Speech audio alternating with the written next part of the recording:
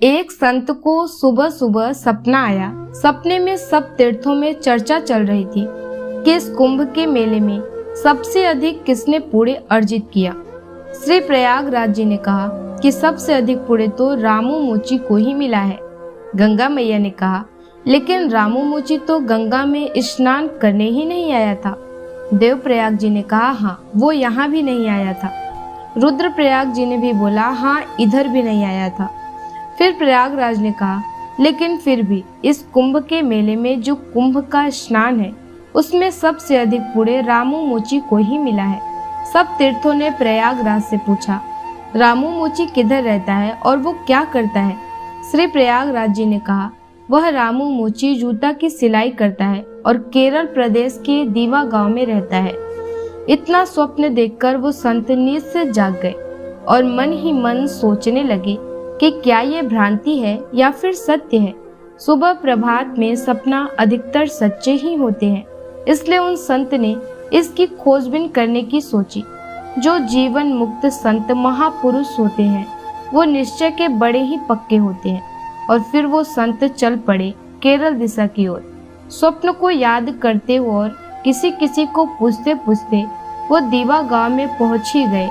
जब गांव में उन्होंने रामू मोची के बारे में पूछा तो उनको रामू मोची मिल ही गया। संत के सपने की बात सत्य निकली। वो संत उस रामू मोची से मिलने गए। वह रामू मोची संत को देखकर बहुत ही भाव विभोर हो गया और कहा, महाराज, आप मेरे घर पर? मैं जाति से तो चमार हूँ, हमसे तो लोग दूर दूर रहते हैं। आप संत होकर मेरे घर आए। मेरा काम तो चमड़े का धंधा है। मैं वर्ण से शूद्र हूँ। अब तो उम्र से भी लाचार हो गया हूँ। बुद्धि और विद्या से अनपढ़ हूँ। मेरा सौभाग्य है कि आप मेरे घर पधारे।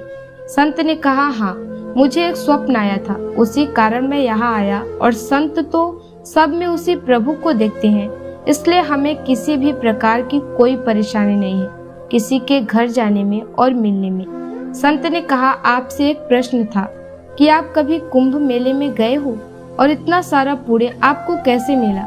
वह रामू मोची बोला, नहीं महाराज, मैं कभी भी कुंभ के मेले में नहीं गया, पर जाने की बहुत लालसा थी, इसलिए मैं अपनी आमदनी से रोज कुछ बचत कर रहा था। इस प्रकार महीने में करीब कुछ रुपया इकट्ठा हो जाता था और 12 महीने में कुंभ जाने लायक और उधर रहने खाने पीने लायक रुपए हो गए थे।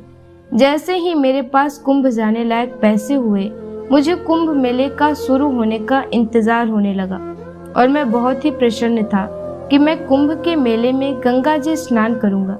लेकिन उस समय मेरी पत्नी माँ बनने वाली थी। अभी कुछ ही समय पहले की बात है। एक दिन मेरी पत्नी को पड़ोस के किसी घर से मेथी की सब्जी की सुगंध आ गई और उसने वह सब्जी खाने की इच्छा प्रकट की। मैंने बड़े लोगों से सुना था कि गर्भवती स्त्री की इच्छा को पूरा कर देना चाहिए। मैं सब्जी मांगने उनके घर चला गया और उनसे कहा, बहन जी, क्या आप थोड़ी सी सब्जी मुझको दे सकते हो? मेरी पत्नी गर्भवती है और उसको खाने की इच्छा हो रही है। हाँ रामू भैया, हमने मेथी की सब्जी तो बना रखी है। वह बहन जी हिचकिचाने लग गई और फिर उसने जो कहा उसको सुनकर मैं हैरान रह गया। मैं आपको ये सब्जी नहीं दे सकती क्योंकि आपको देने लायक नहीं है। क्यों बहन जी? आपको तो पता है हम बहुत ही गरीब हैं और हमने पिछले 2 दिन से कुछ भी नहीं खाया। भोजन की कोई व्यवस्था नहीं हो पा रही थी। आपके जो ये भैया वो काफी परेशान हो गए थे। मसबसे कर्जा भी ले लिया था। उनको जब कोई उपाय नहीं मिला तो भोजन के लिए घूमते घूमते शमशान की ओर चले गए। उधर किसी ने मृत्यु के बाद अपने पितरों के निमित्त ये सब्जी रखी हुई थी। ये वहां से छिप छिपा कर गए और उधर से ये सब्जी लेकर आ गए। अब आप ही कहो और पवित्र सब्जी दे दूं। उस रामू मोची ने भी फिर बड़े ही भाव विभोर होकर कहा, यह सब सुनकर मुझको बहुत ही दुख हुआ। इस संसार में केवल मैं ही गरीब नहीं हूँ जो टका टका जोड़कर कुंभ मेले में जाने को कठिन समझ रहा था। जो लोग अच्छे कपड़े में दिखते हैं वो भी अपनी मुसीबत से जूझ रहे हैं और किसी से कह भी नहीं सकते। और इस प्रकार के दिन भी देखने को मिलता है और खुद और बीवी बच्चों को इतने दिन भूख से तड़पते रहते हैं। मुझे बहुत ही दुख हुआ कि हमारे पड़ोस में ऐसे लोग भी रहते हैं। और मैं टका टका बचाकर गंगा स्नान करने जा रहा हूँ। उनकी सेवा करना ही मेरा कुंभ मेले जाना है। मैंने जो कुंभ मेले में जाने के लिए रुपए इकट्ठे किए हुए थे वो घर से निकाल कर ले आया और सारे पैसे उन बहन के हाथ में रख दिए। उस दिन मेरा जो ये हृदय है बहुत ही संतुष्ट हो गया। प्रभु जी, उस दिन से मेरे हृदय में आनंद और शांति आने लगी। वो संत बोले, हाँ, इसलिए जो मैंने सपना देखा उसमें सभी तीर्थ मिलकर आपकी प्रशंसा कर रहे थे।